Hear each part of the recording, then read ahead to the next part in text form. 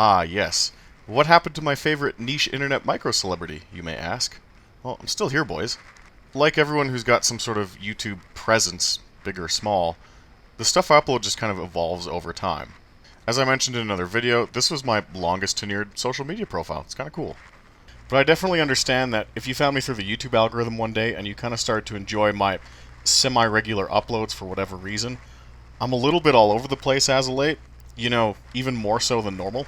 So I figured, hey, let's kill two birds with one stone here and kind of tell people what's been going on the last little bit, as well as summarize my 2024 because they're more or less the same topic anyway. Might be fun. Let's get started with the fun stuff. I am still, as of right now, with Straight Force Studios working on Project Motor Racing. I don't plan on using my personal YouTube channel here to drop hints about the game. How did real racing go this year? It was fun. I've got my fourth straight provincial championship running sport compacts up here in Alberta. But remember that championships at this level don't really mean what you think they mean. I'm just the guy who could afford to go all the races on the schedule, never wrecked out, had a reliable car, and won every once in a while. It would be cool to see how I'd stack up at like the Bristol Dirt Nationals or a couple races in the Vors Compact Tour, but I live in Alberta, not the Midwest. We are never traveling that far. Still had some fun though this season. There's 3 moments I want to share with you. The first is we ended up going to a track out in Valemount, BC that hadn't hosted a race in 20 years, so this was like their kind of North Wilkesboro revival moment. And I ended up winning the grand reopening event with a 4-wide pass for the lead through lap traffic. And like the entire town was out watching us that day because like that was their big thing that summer. It was just a really cool afternoon to be a part of, and I ended up walking away from that whole event with this like novelty check that I hung above my bed. Same event, moment number 2, I did my best Jason Plato impression. In our Sport Compact regulations, we're allowed offset rims, which I promise 99% of the time it's fine, nothing bad happens with this. But occasionally, maybe once a season, you climb someone's tire and you go for a bit of a ride.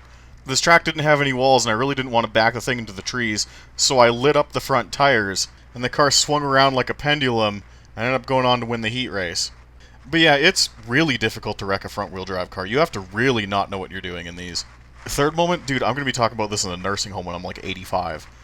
I ended up winning the final event of our Alberta Championship with a broken rear subframe, which, if you don't know what that is, it's basically a broken rear axle. With 4 or 5 laps to go, it gave way while I was leading, and there's this pretty insane spectator footage of me crab walking off the corners and still pulling away from people. Wait, hold on, I only said there were 3 moments? No, there's a 4th. We learned that you can tandem draft in sport compacts.